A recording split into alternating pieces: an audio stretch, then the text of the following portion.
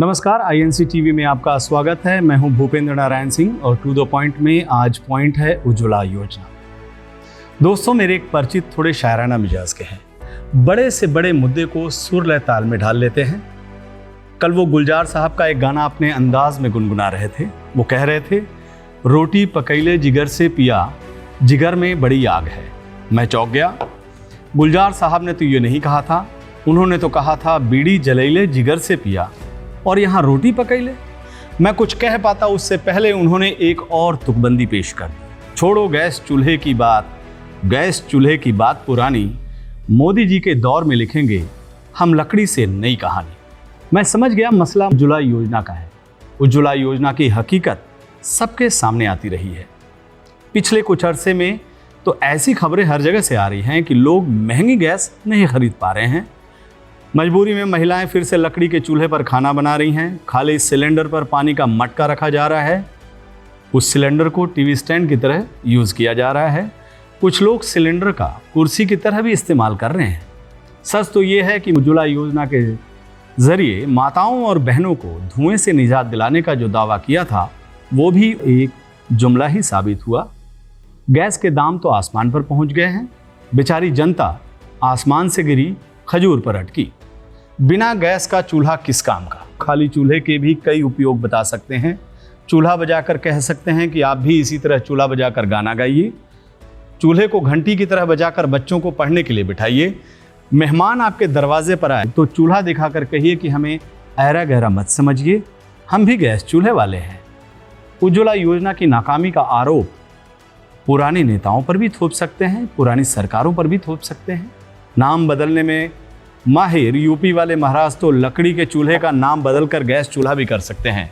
BJP के तमाम नेता सवाल पूछने वालों को राष्ट्र विरोधी बताकर पाकिस्तान भेजने की धमकी भी दे सकते हैं। वैसे आपकी जानकारी के लिए बता दूं कि भारत के नियंत्रक और महालेखा परीक्षक यानी कैग ने भी उज्ज्वला योजना में फर्जीवाड़े की बात कही है। कैग ने अपनी रिपोर्ट में साफ साफ लिखा है कि लाखों लोगों ने एक ही दिन में 20-20 गैस सिलेंडर भरवा लिए।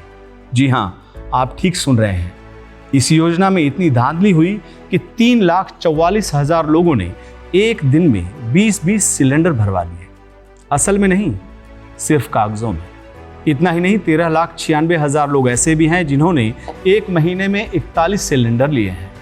हैरान करने वाली बात एक और है कि उज्ज्वला योजना केवल महिलाओं के लिए शुरू की गई थी, लेकिन 1,88,000 पुरुषों को भी सिलेंडर दे दिया गया। 12,465 लोगों को तो 2-2 बार कनेक्शन दे दिया गया।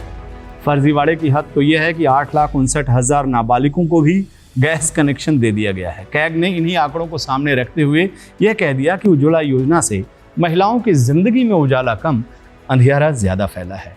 खास बात तो यह है कि खुद सरकार मान चुकी है कि महिलाओं को स्वच्छ ईंधन मुहैया कराने की उनकी यह योजना फेल हो चुकी है। केंद्रीय ऊर्जा मंत्रालय के संयुक्त सचिव गोपाल कृष्ण गुप्ता सार्वजनिक तौर पर कह चुके हैं कि लोग गैस सिलेंडर नहीं भरवा पा रहे हैं। तो इस समस्या का सरकार ने क्या समाधान निकाला है? एक और नई योजना। अब लोगों को सोलर कुकर देने की बात हो रही है।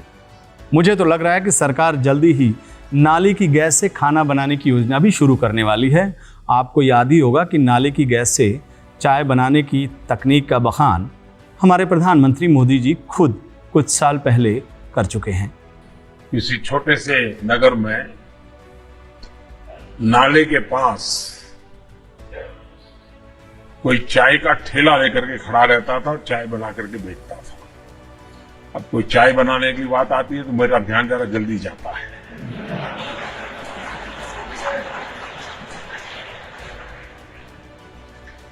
और वहीं पर एक नाली, गंदी नाली जलती थी। अब इसके दिमाग में कोई विचार आया, उसने उस नाली में, स्वाभाविक ये गंदी नाली होती, वहां गैस भी निकलता है तो कभी दुर्गंध आती थी। उसने एक छोटी सी बर्तन को उल्टा करके उसमें छेद करके एक पाइप डाल दी और जो गटर से गैस निकलता था वो पाइपलाइन से उसके अपने चाय के ठेले में ले लिया और वो चाय बनाने के लिए उसी गैस का उपयोग करके चाय बनाता था। सिंपल सी टेक्नोलॉजी। यही है उज्ज्वला योजना की असल बात। नमस्कार, आप देखते रहिए आईएनसी टीवी।